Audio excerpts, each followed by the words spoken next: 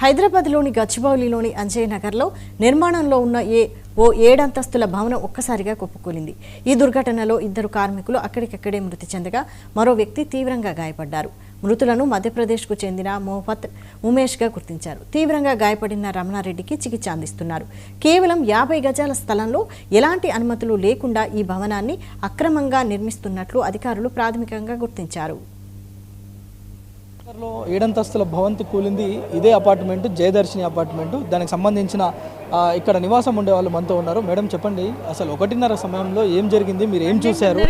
12:30కి సడన్గా అందరూ అంటే సడన్గా ఇంట్లో వస్తువులు జారిపోవడం, చేతులోంచి సెల్ జారిపోయింది. నెక్స్ట్ బెడ్ కదిలింది. బెడ్ కదలడం ఏంటి అని కొంచెం స్ట్రైక్ అయింది. అంటే అప్పుడు ఎర్త్ కేక్ ఏమో అనుకొని నేను దబదబా కిందికి వచ్చేసిన. చెప్పులు వదిలేసిన, సెల్ వదిలేసిన, కిందికి వచ్చేసిన. పని మనిషి ఆల్రెడీ ఇంట్లో ఉంది, ఆమెకి అంత ఎఫెక్ట్ అనిపించలేదేమో, వంట రూమ్లో ఉంది ఆమె. మేము వచ్చేసరికి చూసేసరికి ఇదంతా పొగ దట్టంగా నిండుకుంది. పొగ ఏంటబ్బా అనుకున్నాం మేము. అందరికీ డౌట్ వచ్చింది, పైనుంచి చూస్తే పొగలా కనిపిస్తుంది. కిందికి వచ్చేసరికి అది మట్టి మొత్తం ఆ కూలడంతో పొగలాగా లేచింది. మొత్తం డస్ట్ ఉంటుంది కదా అది అంతా. తర్వాత ఇంకా కూలింది. ఇంకా ఒక్కొక్కరు వచ్చారు. వాళ్ళంతా వచ్చి చూసి వెళ్ళారు. ఏం చేస్తారన్నది చూడాలి. ఇప్పుడు ఆ పక్క బిల్డింగ్ భయపడుతున్నారు. ఇప్పుడు రాత్రికి ఉండాలా వద్దా దీంట్లోని. ఇప్పుడు అది కూడా అలాగే ఉంది. పైన అంతకుముందు కంప్లైంట్ ఇచ్చారని తెలుస్తుంది. కంప్లైంట్ ఏమైనా చేశారు? ఇచ్చింటారండి, ఇవ్వకుండా ఎలా ఉంటారు? బిల్డింగ్కి ఇబ్బంది అయినప్పుడు ఎవరైనా ఇస్తారు. ఇచ్చినారు కానీ అంత పెద్దగా పట్టించుకోలేదు. ఇంత ఎఫెక్ట్ అవుతుందని అనుకోలేదు. అది తక్కువ ప్లేస్లో ఎక్కువ వేయడంతో అది జరిగింది ఆ మిస్టేక్. నాలా కూడా ఉందని చెప్తున్నారు మీ అపార్ట్మెంట్ పక్కనే. అపార్ట్మెంట్ అంటే ఆ నాలా కూలడం వల్ల అది ప్లేస్ పార్కింగ్ పిల్లలకి ఆడుకోవడానికనే వదిలేరు. అక్కడ పెద్ద పిల్లలు అది ఆడతారు.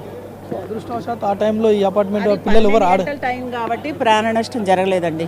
మేము అదైతే తప్పకుండా. ఈ టైం అయితే పిల్లలంతా తిరుగుతుంది. నేను మా మనవడిని వేసుకుని అక్కడ కూర్చుంటాను. ఆ సిట్టింగ్ ఏరియాలో కూర్చొని పిల్లల్ని ఆడించుకుంటుంటాము. ఏదో లక్కీగా ఈరోజు అది మధ్యాహ్నం 12కి జరిగింది కాబట్టి వీఆర్ సేఫ్. ఇప్పుడు ఇంకా అలాంటి భవనాలు చాలా కూడా కడుతున్నారని మీ అపార్ట్మెంట్ వాసులు అంటున్నారు. అలాంటి వాటిపైన చర్యలు తీసుకోవాలి. అవన్నీ నాకైతే నేను అవన్నీ నోటీస్ చేయనండి. నా వర్క్ చూసుకుంటాను. కానీ అవన్నీ ఇప్పుడు కూడా మన అపార్ట్మెంట్లో జరిగింది. మనం ఎవరికైనా హెల్ప్ చేయాలి. ఎందుకంటే నాకు అందరు ఫ్రెండ్స్ ఉన్నారు. వాళ్ళని ఈ రాత్రికి మా ఇంట్లో పెట్టుకుంటాను. చేతనైన సాయం మేము చేస్తాము. తర్వాత రేపటి నుంచి వాళ్ళే చూసుకుంటారు. మన హెల్పింగ్ నేచర్ ఉంది కాబట్టి మనం చేస్తాం. అంతవరకు ఓకే అండి. కట్టిన నిర్మాణాలు కూడా చాలా కోకొల్లలుగా ఉన్నాయి. వాటి చెప్పండి, ఆ టైంలో ఏం జరిగింది 1:30 సమయంలో? మీకు అంటే ఎలాంటి సౌండ్స్ ఏమైనా వచ్చాయా? మీకు పక్కన వాళ్ళు చెప్పారా? 1 o'clock టైంలో ఎర్త్క్వేక్ లాంటి సౌండ్ వచ్చింది. సో అందరం పానికే బయటకు వచ్చేసరికి ఫుల్ స్మోక్ ఉండే. అర్థం కాలేదు ఏమైందో. కొంచెంసేపు ఒక 5-10 minutes తర్వాత రియలైజ్ అయిందంటే అవతల అపార్ట్మెంట్ కొలాబ్స్ అయ్యి మా దాంట్లోకి పడి డ్యామేజ్ అయింది. బేసిక్లీ మధ్యలో ఏదో మురికాల్లో ఉంది అని చెప్తున్నారు, నాలా ఉందని చెప్పి. సైడ్ వాళ్ళకి ఉందండి. మా దాంట్లో మా ప్లే గ్రౌండ్, మా కాంపౌండ్ వాళ్ళు ఉందంతే అండి. మీరు ఏ ఫ్లోర్లో ఉంటారు? మీరు ఫస్ట్ ఫ్లోర్ అండి. అంటే మీ ఫస్ట్ ఫ్లోర్ B12లో ఉంటారా? బి బ్లాక్లో ఉంటారు. అక్కడ వరకు సౌండ్స్ వచ్చాయి ఇవి పెద్దగా?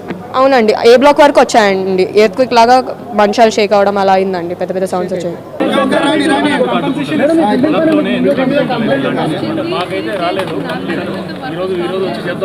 కంప్లైంట్ వచ్చింది. బిల్డింగ్ 4 నెలల క్రితం సీజ్ కూడా చేయడం జరిగింది. 4 నెలల నుంచి పని జరగలేదు.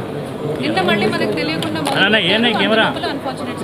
వాటిని ఇప్పటికైనా కూడా కట్ చేయాలి. కాబట్టి కనీసం ఈ సంఘటనతో ఎటువంటి ముందుకు పోతాం. మేలు జరుగుతుందనేది స్థానికులు చెప్తున్న పరిస్థితి. ఇప్పటికే NDRF కావచ్చు, హైడ్రా సిబ్బంది కావచ్చు, మున్సిపల్ అధికారులు కావచ్చు, ప్రజాప్రతినిధులు కావచ్చు, మొత్తం కూడా ఇక్కడికి వచ్చి దీని అంతటిని కూడా పర్యవేక్షించడమే కాకుండా వాళ్ళకు భరోసా ఇవ్వడం మనం చూస్తున్నాం. ఇప్పుడే తను మాట్లాడిన మాటలు వింటే అంటే కొంత మానవతావాదులు ఉన్నారు కనుక వాళ్ళ ఇళ్లలో పెట్టుకొని కొంత వాళ్ళకు షెల్టర్ ఇచ్చే ప్రయత్నం, వాళ్ళకు భోజనం పెట్టే ప్రయత్నం కూడా చేస్తున్నారు.